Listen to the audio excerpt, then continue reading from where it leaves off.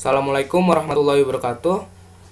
Perkenalkan, nama saya Fitria Panunugraha. Pada kesempatan kali ini saya ingin sharing tutorial dasar-dasar pemrograman C++.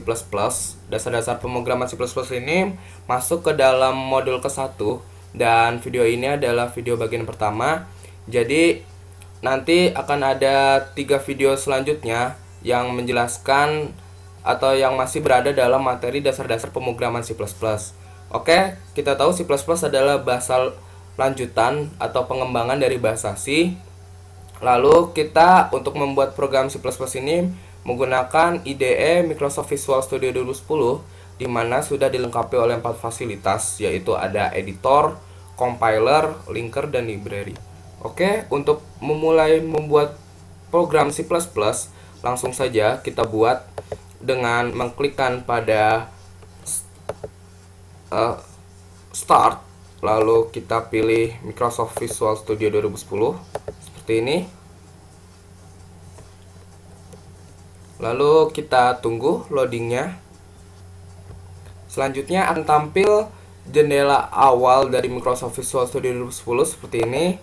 Saya akan sedikit menjelaskan. Untuk bagian kanan terdapat yang namanya Solution Explorer. Solution Explorer ini nantinya berisi file-file project kita. Lalu terdapat direktori dari file project kita. Lalu terdapat juga file program kita. Lalu terdapat juga di sini ada yang namanya jendela Get Started, berisi tutorial-tutorial bagaimana membuat suatu pemrograman dalam Microsoft Visual Studio 2010. Lalu terdapat juga recent project yang berisi file-file project yang sebelumnya sudah dibuat.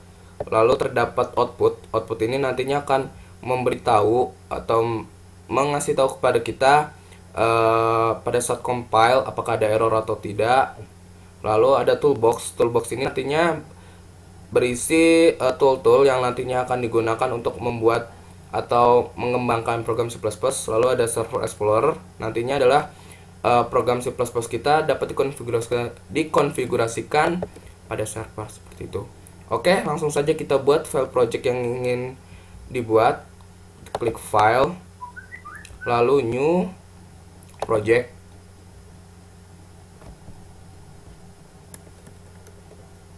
Lalu pada template kita pilih Visual C++, lalu pilih Win3 Console Application seperti ini.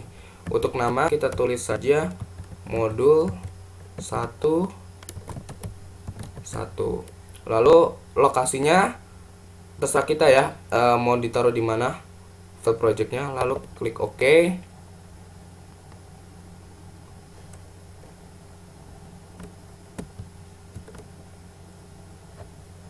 Selanjutnya akan tampil jendela seperti ini. Lalu klik Application Settings. Lalu pada Application tab kita pilih Console Application, karena kita akan menampilkan program C++ ini dalam bentuk konsol. Lalu kita uncheck precompiled headernya, kita checklist pada empty project, lalu klik finish. Kita tunggu.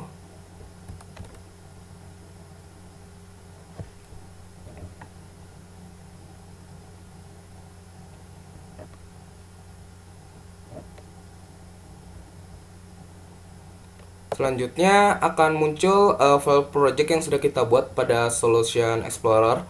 Terdapat 4 folders. Lalu kita harus membuat file C++-nya itu sendiri dengan mengklik kanan pada source file, lalu pilih add, lalu klik new item. Di sini kita akan membuat file C++-nya. Pilih Visual C++ pada template, lalu klik C++ file dengan format .cpp. Kita isikan saja latihan 1. Klik add.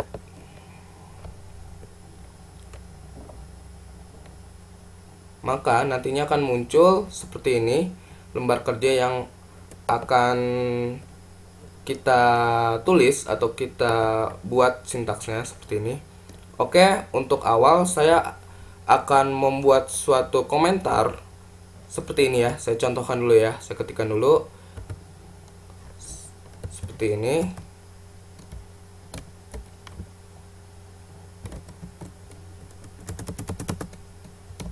nama Fitria Pandu Nugraha, lalu NIM 4901 3061, jurusan TKJMD. Seperti ini ya. Lalu kita tutup lagi, kita tutup dengan bintang. Oke, di sini saya membuat suatu tulisan atau sintaks ya. Ini adalah namanya komentar. Komentar itu adalah bagian dari sintaks program yang nantinya tidak akan ikut dibaca pada saat kompilasi, sehingga tidak mempengaruhi proses jalannya atau proses running dari program C++. Jadi komentar terdapat dua tipe. Ada tipe dengan menggunakan simbol ini ya, simbol slice, simbol backslash bintang, lalu kita tutup lagi dengan bintang slice. Ini adalah komentar untuk tipe banyak baris. Jadi ketika kita ingin menuliskan banyak baris, langsung saja, tidak perlu repot-repot kita buat per barisnya gitu, langsung banyak baris seperti ini. Untuk yang tipe kedua adalah membuat komentar untuk per baris. Nanti akan saya contohkan. Lalu kita buat akses ke file header atau library sama seperti bahasa C. Di sini yang ingin saya masukkan adalah file header IOStream. File header IOStream ini nantinya adalah berguna untuk menginisialisasi atau mendefinisikan statement std cout nanti, yang fungsinya adalah untuk menampilkan output pada konsol. Oke, seperti ini ya. Ini yang namanya adalah preprosesor untuk fungsi untuk statement cout. Selanjutnya kita seperti biasa, seperti bahasa C, kita harus membuat fungsi main. Fungsi main adalah fungsi yang harus ada pada setiap pemrograman C, khususnya adalah pemrograman C++. Seperti ini.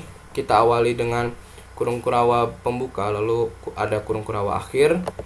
Lalu pada program C++ dalam video ini saya ingin menampilkan suatu output dalam bentuk console application. Seperti ini. Kita buat dulu std cout, pilih cout seperti ini. Lalu ketik pada keyboard simbol seperti ini. Tanda petik 2, tulis saja ini adalah program pertama saya. Seperti ini. Ditutup dengan titik 2, tanda petik 2, lalu titik koma. Kita buat lagi std cout, lalu simbol seperti ini 2 kali. Tulis saja dengan menggunakan Microsoft Visual Studio 2010 seperti ini. Oke, ini std cout ini, sintaks ini merupakan statement yang fungsinya adalah menampilkan tulisan ini ke dalam console application. Jika saya membuat dua statement std cout, berarti nanti akan muncul dua output juga pada console application. Seperti itu. Karena saya menginginkan kalimat dalam ini dalam beda baris, maka saya akan menambahkan simbol backslash n. Backslash n ini fungsinya adalah untuk membuat baris baru. Ini juga saya buat backslash n seperti ini. Lalu std cout ini tidak akan berfungsi jika file header IOStream ini tidak kita masukkan. Begitu juga file IOStream ini juga kita tidak masukkan, maka std.out ini tidak akan berfungsi. Seperti itu. Selanjutnya kita buat fungsi system pause. Fungsi system pause ini adalah untuk fungsi jeda, untuk jeda program. Jadi ketika kita mengcompile lalu running aplikasi atau program C++ ini, maka akan muncul console application, maka itu dibuat jeda atau dibuat berhenti gitu. Sebenarnya jika kita tidak mau jeda ini, hanya langsung tampil sekilas sehingga kita tidak bisa melihat output yang sudah kita buat, seperti itu. Lalu kita buat syntax return 0. Syntax return 0 ini fungsinya adalah sebagai nilai balikan dari fungsi main atau sebagai penanda bagian akhir program. Sebagai penanda akhir program. Seperti ini. Fungsi yang harus ada dalam program C++. Oke, sangat sederhana sekali ya. Ini adalah perintah output untuk menampilkan pada konsol nantinya. Oke, sebelumnya kan kita sudah membuat komentar ya pada tipe ini, dan ini adalah komentar khusus untuk per barisnya seperti ini. Ini nantinya tidak akan diproses pada saat proses kompilasi karena ini namanya adalah komentar.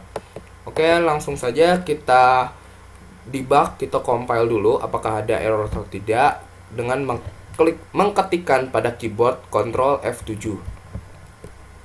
Maka pada jendela output akan terjadi proses build started. Kita lihat apakah ada error atau tidak.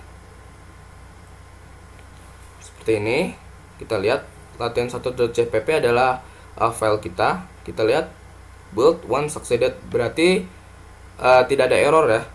Langsung saja kita running program kita dengan mengklik icon ini atau bisa mengketik pada keyboard F5 seperti ini. Kita tunggu saja. Semoga outputnya sesuai dengan yang diharapkan ya, yaitu akan muncul dua kalimat dengan baris yang berbeda seperti itu.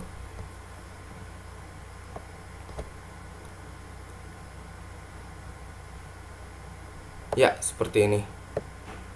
Ini sudah sesuai dengan harapan ya. Udah beda baris, lalu outputnya juga sudah keluar. Kurang lebih seperti itu.